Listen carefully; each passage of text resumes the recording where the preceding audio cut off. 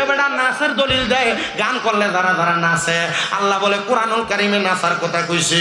আল্লাহ নাকি কইছে কুল আউযু বিরাব্বিন নাস, আল্লাহ বলে এখানেও নাচতে কইছে। কুল আউযু বিরাব্বিন নাস, মালিকিনুন নাস, ইলাহিনুন নাস, হ্যাঁ, মিন শাররিল ওয়াসওয়াসিল খান্নাস, আল্লাযী ফি সুদুরিন নাস, মিনাল জিন্নাতি ওয়ান নাস, ফি সুদুরিন নাস করে কইছে। আবার দেখবেন সুন্দর দুতরা নাচের ভিতরে লইয়া আলেমরা ডাক দেয়, ও মৌলবীরা, শরীয়তের মোল্লারা, জুতা দিয়ে তার ছলায় দনে বেদবদারে, কারণ এরা আউযুবিল্লাহ ভালো মতো পড়তে পারে না, এরা আলেমরা চ্যালেঞ্জ করে, এরা মুনাফিক, এরা বেঈমান, এদের গান শুনতেও যাবেন না। যারা এমন গান করে এদের সাথে সম্পর্ক। বাংলাদেশের প্রশাসন নাকি তারে গ্রেফতার করছে। এবারে এই কথা বইলা আল্লাহর কোরআন অপব্যাখ্যা করেছে। আপনারা প্রশাসন এমন একটা আবুল সরকারের মতো বাউল নামের ফাউলডারে যদি জিব্বা কাইটা দেন, খোদার কসম কোরআন নিয়ে ভাবে মন্তব্য করার ক্ষমতার সাহস আর কেউ পাবে না। কথা কোন ঠিক কিনা? এমন অনেক অসাধারণ ব্যক্তি আছে বাউলদার পক্ষে কথা কয়, উরুসের নামে গান বাজনা করে। আর একটা বাউলরে তো আমি দেখছি রে অসাধারণ, কারণ নামের আগে মহারাজ লাগায় আবুল সরকার। এটা কইতাছে আল্লাহর নামের নাকি আল্লাহ শব্দের গুয়ার মাথা নাকি টোকায়া পায় না। নাউজুবিল্লাহ করে কোন বেটা? এ বেটা নাচের দলিল দেয়, গান করলে যারা যারা নাচে, আল্লাহ বলে কোরআনুল কারিমে নাচার কথা কইছে। আল্লাহ নাকি কইছে কুল আউযু বিরাব্বিন নাস, আল্লাহ বলে এখানেও নাচতে কইছে। নাউজুবিল্লাহ করে কই বেটা? আরে বাবা, এ বাউল নামের ফাউলরা আল্লাহ তাআলার কোরআন নিয়ে অপব্যাখ্যা করে। কোরআনুল কারীমের আলহামদুলিল্লাহ শব্দ পড়তে গেলে 8টা ভুল হয়। এ আবুল সরকার কোরআন নিয়ে, আল্লাহ তাআলা নিয়ে, কোরআনের আয়াত, কোরআনের সূরা নাস নিয়ে বাজে মন্তব্য করছে। বাংলাদেশের প্রশাসন নাকি তারে গ্রেফতার করছে। আমরা বাংলাদেশের প্রশাসনের কাছে বলবো, কোরআনুল কারীমের একটা সূরা নাস নিয়ে আবুল সরকার অন্যায় করেছে, বাদে কথা বলেছে। সূরা নাসের প্রত্যেক জায়গায় জায়গায় নাকি আল্লাহ নাসার কথা কইছে। এবারে এই কথা বইলা আল্লাহর কোরআন অপব্যাখ্যা করেছে। আপনারা প্রশাসন এমন একটা আবুল সরকারের মতো বাউল নামের ফাউলডারে যদি জিব্বা কাইটা দেন, খোদার কসম কোরআন নিয়ে ভাবে মন্তব্য করার ক্ষমতার সাহস আর কেউ পাবে না। কথা কোন ঠিক কিনা? এক কইতাছে কুল আউযু বিরাব্বিন নাস, মালিকিন নাস, ইলাহিন নাস, মিন শাররিল ওয়াসওয়াসিল খান্নাস, আল্লাযী ইউওয়াসউইসু ফি সুদুরিন নাস, মিনাল জিন্নাতি ওয়ান নাস। আল্লাহ নাকি এই সূরার সব জায়গায় জায়গায় শুধু নাচার কথা বলছে। তোরে কয় না তো নাউজুবিল্লাহ? নাউজুবিল্লাহ। হ্যাঁ, এরা আবার দেখবেন সুন্দর দুতরা নাচের ভিতরে লইয়া আলেমরা ডাক দেয়, ও মৌলবীরা, শরীয়তের মোল্লারা, জুতা দিয়ে তার ছলায় দনে বেদবদারে, কারণ এরা আউযুবিল্লাহ ভালো মতো পড়তে পারে না, এরা আলেমরা চ্যালেঞ্জ করে, এরা মুনাফিক, এরা বেঈমান, এদের গান শুনতেও যাবেন না। যারা এমন গান করে এদের সাথে সম্পর্ক রাখা যাবে না। এরা মুনাফিক, এরা বেঈমান, এরা কাযযাব। ডান হাত তুলে বলেন ঠিক না বেঠিক?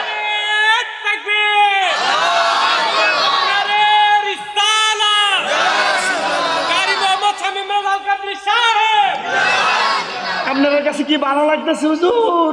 এবার গরম গরম বক্তব্য। আপনারা কিন্তু গান হইলে আগে দিয়ে যান।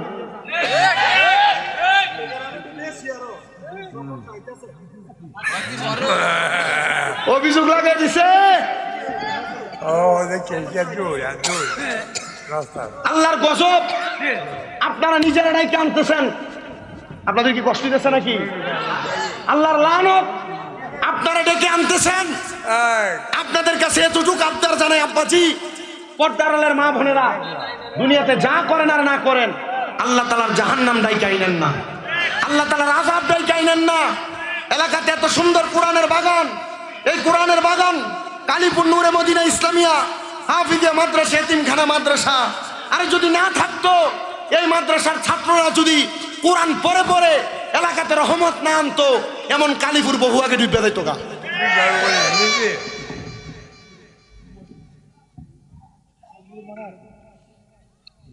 আপনি কালেকশনের লেগে মাহফিল শুরু করছেন? যদি কম যে আমি ওয়াজের শুরু থেকে, আমি কিন্তু কালেকশনের মাস্টার।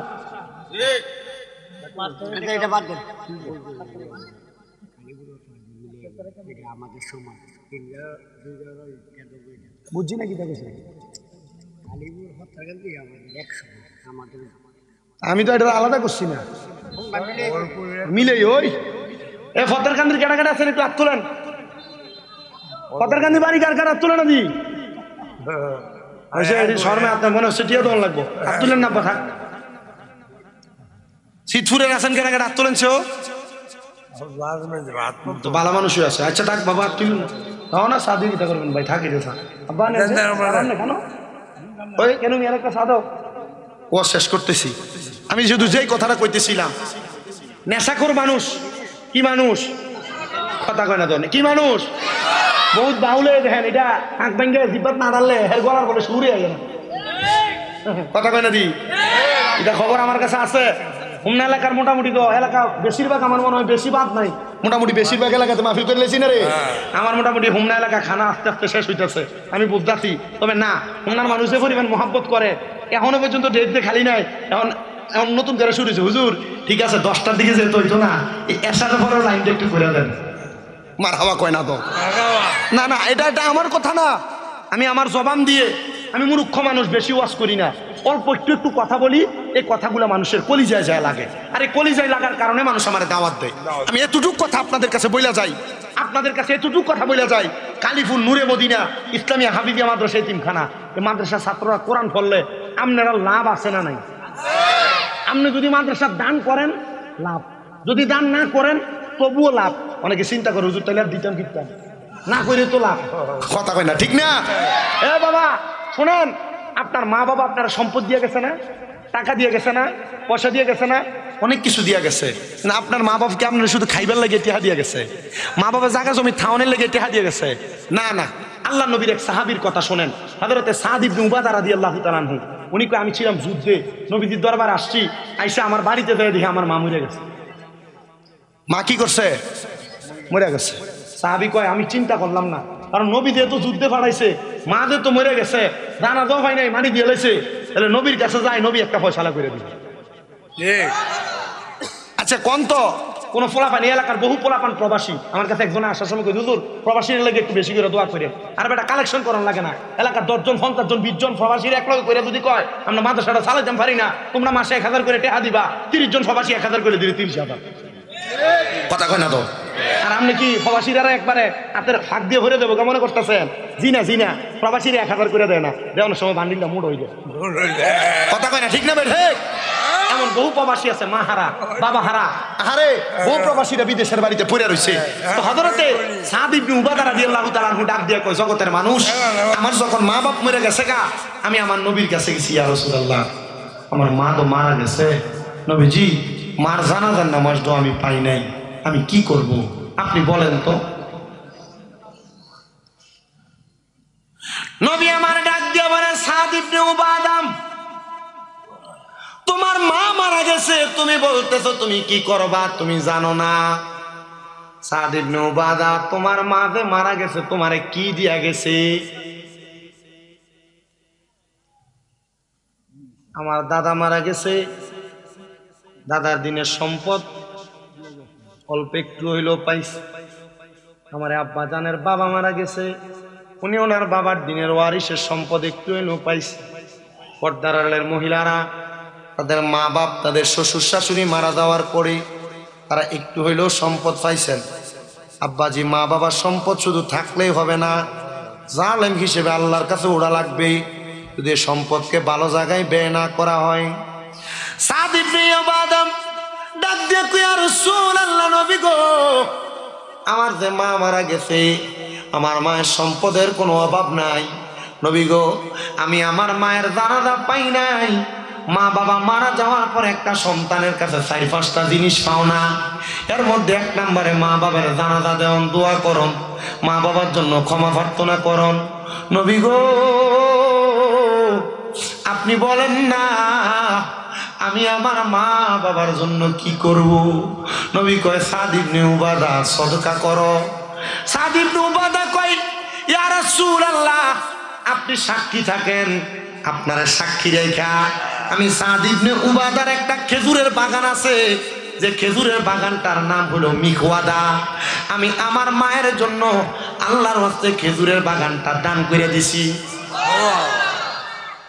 সাদ ইবনে উবাদারে আমার নবী ডাক দিয়া কয়, এ সাদ ইবনে উবাদা তুমিও সাক্ষী থাকো, এই খেজুরের বাগান থেকে যতদিন পর্যন্ত মানুষ খেজুর আহার করবে, প্রত্যেকটা খেজুর খাওয়ার সদকার পরিমাণ সওয়াব আমার আল্লাহ তাআলা তোমার মা আমার আমল নামাতে লিখে দিবে। এবার আসেন আম্মা জান আয়েশা সিদ্দিকা রাদিয়াল্লাহু তাআলা আনহা থেকে আরেকটা হাদিস। মা আয়েশা বলেন, আমি আমার নবীর সাথে উস্তুনে আয়েশা মসজিদে নববীর পাশে বসা, আমার দয়াল নবী রাহমাতুল লিল আলামিন নবীর দরবারে একটা মহিলা আগমন করছে বনু কুরাইজার। ওই মহিলাটা আয়েশা ডাক দিয়ে কই, ইয়া রাসূলুল্লাহ, ইয়া হাবিবাল্লাহ, নবী গো, আমার মাটা আমার আব্বা মারা গেছে, আমার মা বাপ দুইজন মারা যাওয়ার সময় বোবা হয়ে গেছে, কথা বলতে পারে নাই। অনেক মানুষ মারা যাওয়ার সময় বোবা হয়ে যায়, জবান বন্ধ হয়ে যায় না? ইয়া রাসূলুল্লাহ, আমার বিশ্বাস আমার মা বাবার যত সম্পদ ছিল, আমার মা বাবা যদি চাইতো মুখ দিয়া কথা বলতে পারত, ওনারা সম্পদ থেকে আল্লাহর রাস্তায় কিছু হইলো দান করত। আমার নবীরে ডাক দিয়ে কই, ইয়া রাসূলুল্লাহ, আপনি বলেন না আমি কি করতে পারি আমার মা বাবার সম্পদ থেকে? নবী আমার কয়, তুমি তোমার মার পক্ষ থেকে পানি সদকা করো। যারা সৌদি গেছেন আপনারা অনেকে জানেন, মক্কা মদিনাতে টাকলে এসে দাঁড়ায় দাঁড়ায় হাজি সাহেবদেরকে পানি দেয়, পানি পানি, এটা সদকা দেয়, এটা হাদিয়া দেয়, এটা খাওয়ার জন্য দেয় হাদিদেরকে, মা বাবার মাগফিরাত কামনায় দেয়, মসজিদে মসজিদে পানি দেয়। তো আমাদের এলাকায় পানি তো আমরা দেওয়া লাগে না, পানির অভাব নাই, ওই জায়গায় পানির দাম 7 আপের চাইতেও বেশি। মারহাবা কই না? ওই ব্যক্তি ডাক দিয়ে, ইয়া রাসূলুল্লাহ, আপনি বললেন পানি দেওয়ার জন্য। ওই ব্যক্তি ডাক দিয়ে, ইয়া রাসূলুল্লাহ, আপনি সাক্ষী থাকেন এই মুহূর্তে আমি এই মক্কাতুল মুকাররমা মদিনাতুল মুনাওয়ারার মধ্যবর্তী জায়গার মধ্যে আমি একটা কূপ খনন করে দিলাম, এখান থেকে মানুষ পানি পান করবে। আল্লাহর হাবিব কয়, তুমিও সাক্ষী থাকো, তোমার আম্মা জানকে এবং আব্বা জানকে আমার আল্লাহ তাআলা জান্নাতের সারাবান তাহুরা পান করে দিবে। এবারে আল্লাহর ওলির কথাটা শুনেন, আমি বিদায় নিয়ে যাচ্ছি বাবা। আল্লাহর ওলি ডাক দিয়ে কই, তোমরা যার জানাজা পড়তেছো সে তো একজন জান্নাতি মানুষের সন্তান। বলে কি বলেন? সে নেশাখোর। বলে নেশাখোর হইতে পারে, তার বাবা একজন জান্নাতি। হুজুর কি বলেন? আপনি কেমনে বুঝলেন? আল্লাহর ওলিরা চোখ বন্ধ করলে তাদের ভিন্ন নজর দিয়া, বেলায়েতের পাওয়ার দিয়া আল্লাহর ওলিরা বহু রকমের গোপন খবর জানে কি জানে না। উনি বলেন, বাবা হ্যাঁ, এই মদখোর নেশাখোর ব্যক্তিটা একদম নেশা করা অবস্থায় তার আব্বা জানের দেওয়া ওয়ারিসের সম্পত্তি দামেস্ক এলাকার বড় জায়গা দারুল আরকাম মাদ্রাসা, ওই মাদ্রাসার জন্য সদকা করে দিছে। কি অবস্থায়? নেশা অবস্থায়। কোন না, কি অবস্থায়? নেশা অবস্থায় তার আব্বার দিনের সম্পদ, ওয়ারিসের সম্পদ সব দিয়া দিছে। গতকালকে আমি মাহফিল করেছিলাম আপনাদের 5 কিত্তা। কোন দিকে 5 কিত্তা? কামালকান্দি কোন দিকে? এটা এন্দাই। এটা এটা আমি একদম ছিল মানে 10টা মধ্যে। এর আগে মাগরিবের সময়, মাগরিবের পরে এশারের পরে করে আসছি ময়নামতি। তো এই কামালকান্দি এক লোকের পরিবার, হেরা আস্থা বিশাল ঈদগাহ, ধরেন এই মাথা থেকে ওই মাথা আইতে গেলে আমরা ভাই ধরে দেবো গা। ঈদগাহ এবং কবরস্থান এরা দিয়ে দিচ্ছে। এরা তো মাথা শান্তশিষ্ট সুন্দর। আমি দেখছি, আমি মুনাজাত করতেছি, যে লোকটা দিছে এ কোনোরকম একটা শার্ট পইরা লুঙ্গি পইরা ওই ফ্যান্ডেলের মাঝখানে বয়ে রয়েছে। পরে আমার মাহফিল কমিটির পরিচয় করাই দেয়, হুজুর এই যে দেখছেন এবারা, এটা আমার কাহা, এবারা লাগে একটু দোয়া করেন, এবারা এই যে জায়গাটা এটা এবারা দিয়ে দিচ্ছে। দেখতে কেমন লাগে? এটা একটু জায়গার মালিক হুজুর ইটা না, শুধু এই যে কবরস্থানের জায়গাটা এবার বাপ হয়ে দিয়ে গেছে। আমি কারো আপনার তো মুহে দিয়ে কয়ে লেগেছেন, এবার দিয়ে গেছে, আর এবার বাপে দিয়ে গেছে, হেতারে কামের কামটা লাগাই লেছে। তোমার কথা কয় না তো? এরা কবরে যা দেখবো, এদের জন্য জান্নাতের বড় বড় পাশা তৈরি হয়ে রয়েছে। কথা কয় না? ওই ব্যক্তি ডাক দিয়ে কয়, তোমার এই নেশাখোর ব্যক্তি, তোমরা জানাজাতে আইছো না, হে ব্যক্তি নেশা করা অবস্থায় তার বাপের ওয়ারিসদের সম্পদ দারুল আরকাম মাদ্রাসার জন্য সব দিয়ে দিছে দামেস্কে। তো দামেস্কে দিয়ে দিছে এই জন্য আল্লাহ তাআলার এই বান্দাটা তার আব্বা জান্নাতে চলে গেছে ওয়ারিসের সম্পত্তির কারণে। আমি আল্লাহর ওলি বিশ্বাস রাখি, সে যদিও নেশা করে থাকে, এখন সে ইন্তেকাল করছে, সে হয়তোবা গোপনে গোপনে তওবা করছে, আল্লাহ তাআলা তার মা বাপরও মাফ করছে, তারও মাফ করে দিবে। বলছে কে? আল্লাহর ওলি। কন্যা বলছে কে? আল্লাহর ওলি। ওলিদের জবানের কথা আল্লাহর জবানের কথা। জোরে কয়না দি সুবহানাল্লাহ। ওলিদের জবানের কথা কার জবানের কথা?